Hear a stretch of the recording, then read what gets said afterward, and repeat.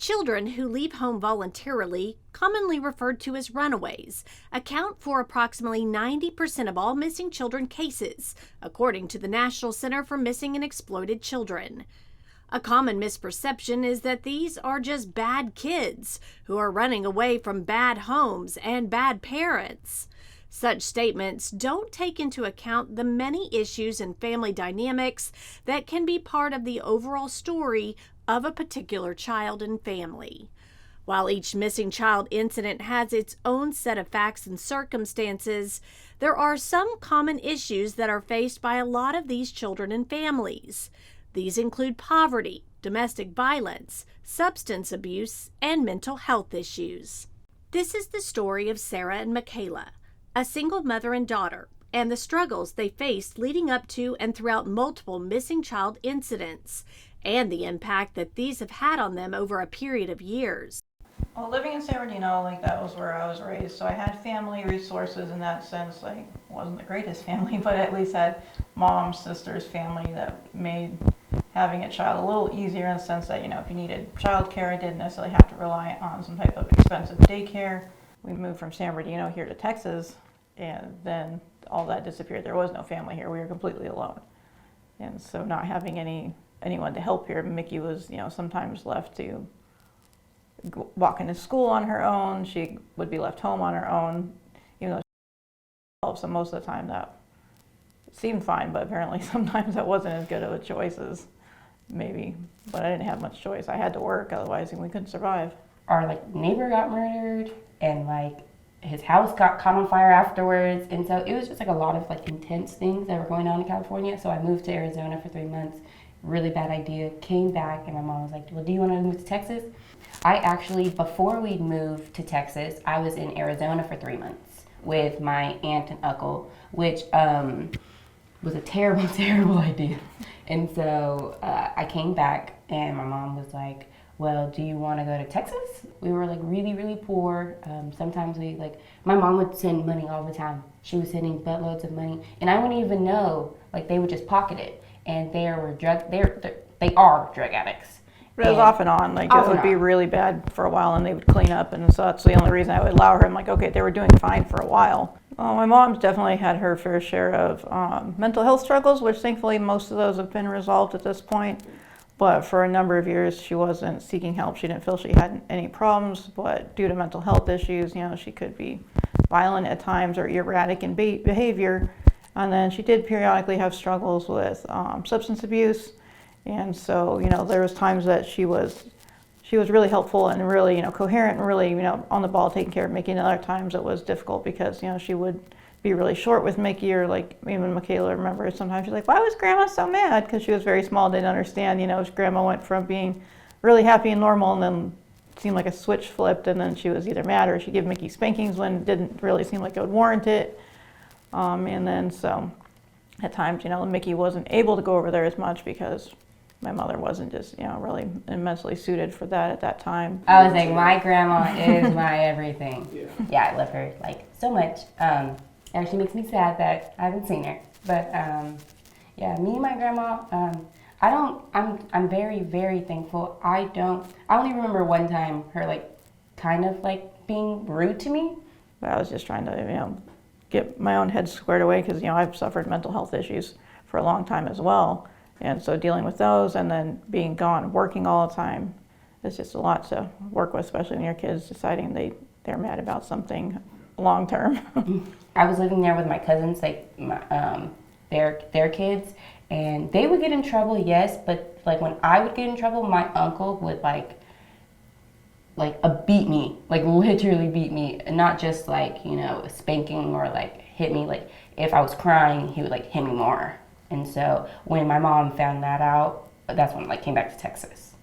How old was I when Ben took off her ear? That was in '09 maybe.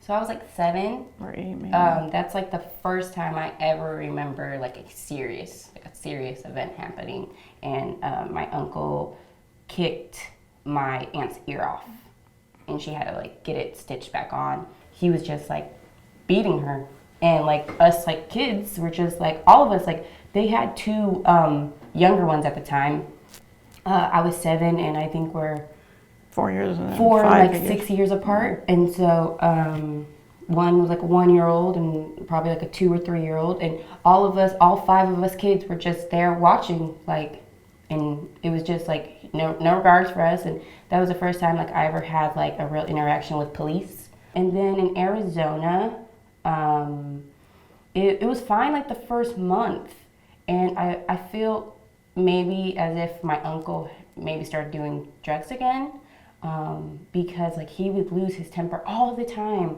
which that was like a normal thing, but it was just worse. And he was like hitting us more and like being mean more and hitting us. Like, he's always been like a big guy, heavy-handed, so even when he was like spanking us, it would leave big handprints. I started crying because I'm like 10, 9, and he just beats me. Like, literally just beats the living day out of me because I'm crying. And then the next day, I was like, like kind of like bruised up, and they dropped me off at school, and like my aunt like looks at me and she's like, "You better not tell anyone." And so that was the first time where I was just like this isn't right. Like, I know this isn't right. And so after that incident, and I told my mom, we left instantly. I left instantly and went back to California. It was just really hard because, like I said, I don't have a husband. I don't have anybody. It's just always been me and Macayla. So it's like, if we can't figure it out, then it's just not going to get figured out. We still have communication with him, but he's just never really been a part of her life. He's actually become more active in her life in the past, I'd say, 1.5 years, maybe 2 years, which that's at least some communication. He's not, he's not supported her in any way, emotionally, financially, or anything else. He's just been kind of distant. My important role in life was to worry about Macayla. I couldn't worry about what he was doing because I wasn't going to be able to change anything, so I took care of Mickey as best I could, with or without support. So my actual like biological dad not being there never made a difference in my life, because I've never even met him until I was like 9, 10. And so I don't think it impacted me at all. From the time I was like 4 or 5, my uncle was hitting, like that I remember was hitting my aunt. And it was just, police were always getting involved. And when I moved to Arizona, he was, abusing me and like always like, abusing my cousins, and like just violence in the house. In the house was already a thing, but also the crime rate in San Bernardino is insane. I didn't realize until I was probably like 10, 11, started growing up, like realizing more things about myself. But as a kid, I was just like, well, this sucks. It really hurts, and I hope it doesn't happen again. And so I was just, as a kid, I just really didn't understand much. And so when I moved here, I was reflecting on it. And so I think that's when it started like actually affecting me more, because I was just like, oh, that wasn't right. Or like, why did that happen? Like, did I do something wrong? Is there something wrong in my family? And so that's when things started so once I was removed from it, that's when I started like thinking about it and it affecting me. I never knew my dad. And my, I guess, adopted dad, he was, on drugs and abusive. And so I've never had a male authority that was positive. Well, like being here, just like with any school, even just to be able to get like busing for your child, they have to be within, outside of 2 miles of living from the school. And we always lived like right on the border of where she would get like busing. And so, with my work schedule, I wasn't able to necessarily always take her to work, because depending on like I had variable work schedules, sometimes not being able to take her to school.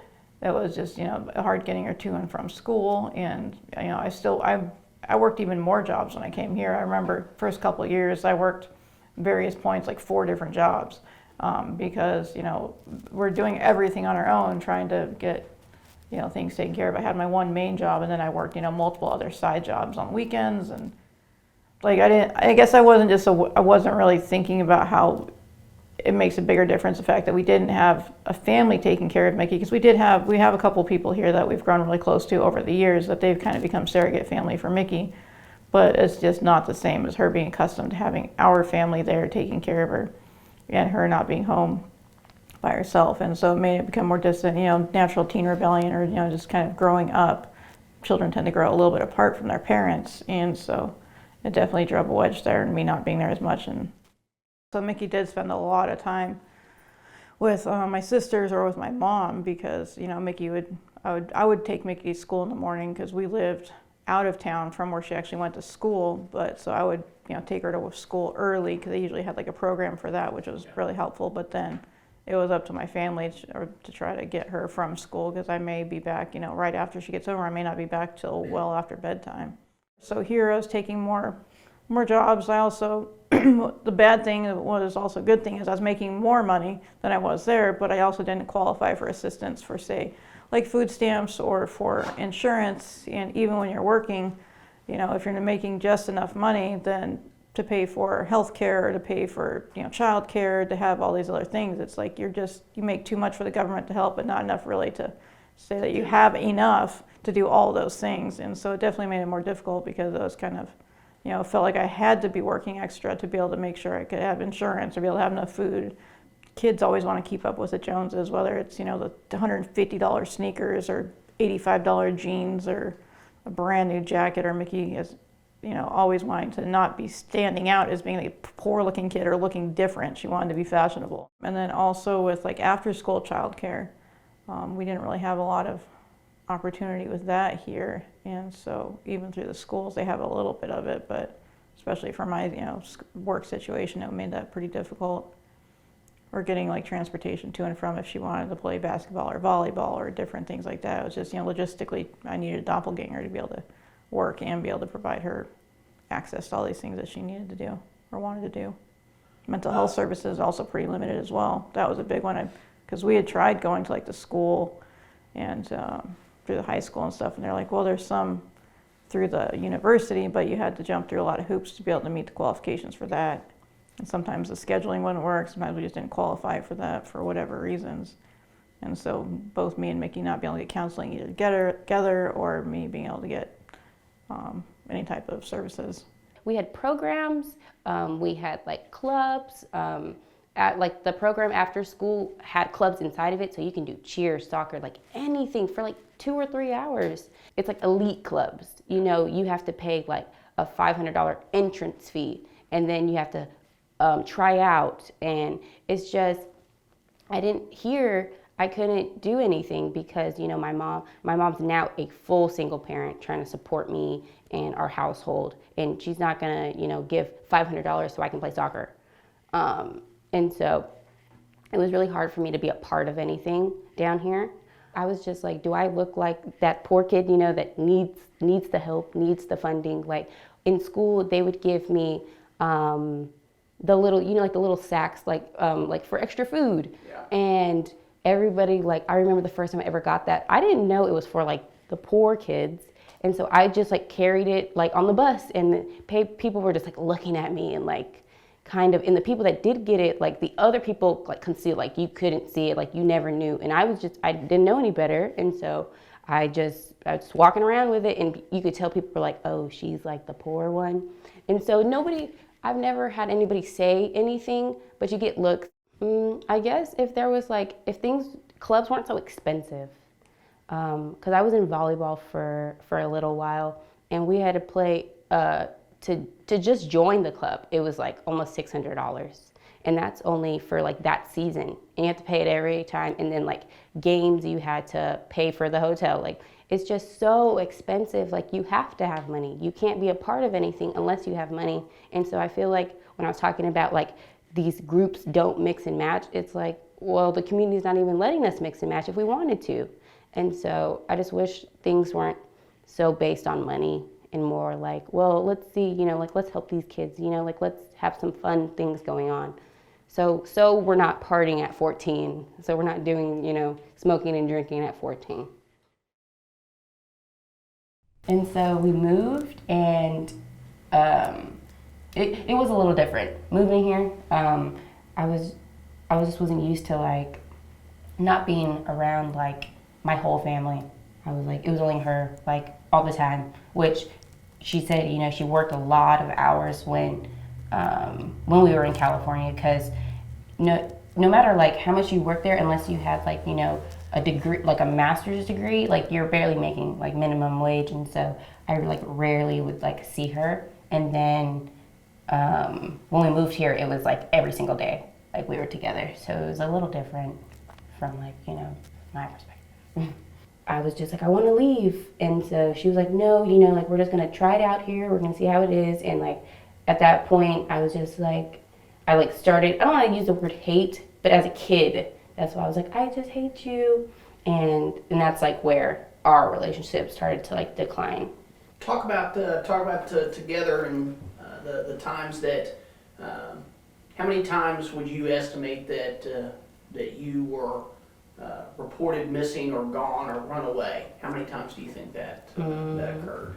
Probably 11. 11 times? Yes. Okay. Because I was arrested in JDC 17 times. 17 times? But a few of those was like monitor violations. But basically it all stemmed from, we talked one time before, basically all of your time that you were in juvenile was tied either to a runaway incident or a probation violation. Yes. What started from it, yeah. It all was kind of just self-perpetuating. Yeah, there was only one incident that wasn't, and that's like out of all the 17, yeah, they were all violations. Me not being able to, like me and Macayla, only in the past maybe year or two are finally working on better communication. It's not ideal yet, but the thing is, it just felt like before, it made it really difficult for us to be able to communicate besides just yelling at each other and not speaking to each other at all. And I think maybe like more counseling would have helped to some degree, you know, for us as a family, as well as if I was in a better mental state, I think it would have been easier for me to have more patience and more, you know, ability to try to communicate on a child's level. Giving me more of those families and coping skills, because I didn't have like a good family situation when I was a child, so I don't have experience and examples to rely on from my life to be able to say, okay, this was really effective in my family, so let's go ahead and implement this. I knew what was probably a bad idea, but I didn't really know what to do as a new idea to try to make things more smooth for our family communication and dynamic. With the criminal justice, like I guess with Macayla going in and just getting locked up repeatedly, like I could think maybe, you know, after, like she said, 9, 10, 12, 11 times, whatever the case was, you're kind of, what's the definition of insanity, doing the same thing and expecting different results.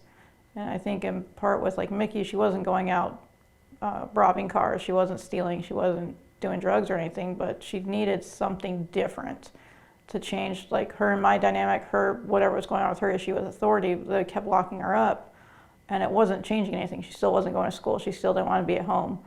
And so I think they needed to find some way, maybe different types of counseling services or different programs maybe to involve her, and that didn't involve her being locked up in JDC. And plus that takes up a lot of resources in the government that could be used for someone who is causing trouble, who really needs to be locked up, as opposed to most of the time, I really don't feel like Mickey gained anything from being locked up, and it didn't serve a real purpose. I've always been a part of like the older crowd. I've never really fit in with my own group. And so my friends were in high school. I was 6th, 5th grade, 7th grade. My mom would be working nights. Her schedule was like 2 a.m. to like 10 a.m. And so, but when she finally got home, it was like she's crashing, like she's not checking, like seeing like she better be at school because like she's tired. And so I would either go with my friends all night, like the moment she left, I was like, it's party time. And then like at 8 a.m., I'm tired, so I would either like hide out at my friend's house and be like, we'll just wait it out till she goes back to work. Or like I'd wait till 4 o'clock when school was supposed to get out. And so I was just like hanging out with friends, sleeping. Like I was in summer mode all of school year. So I say around 16 to 17 times I was in JDC, like arrested, and was there for more than like 24 hours. And I went to placement I was in JDC for an extra 3 months, and then I went to placement for 7 out of the 9 or 12, depending on your behavior. I was supposed to be there from 9 to 12. And really the only reason, with the exception of one other criminal offense, everything that you were locked up for was tied to Yes. Runaways. But you ended up going in 15, 16 times and almost a year of long-term placement between JDC and the placement.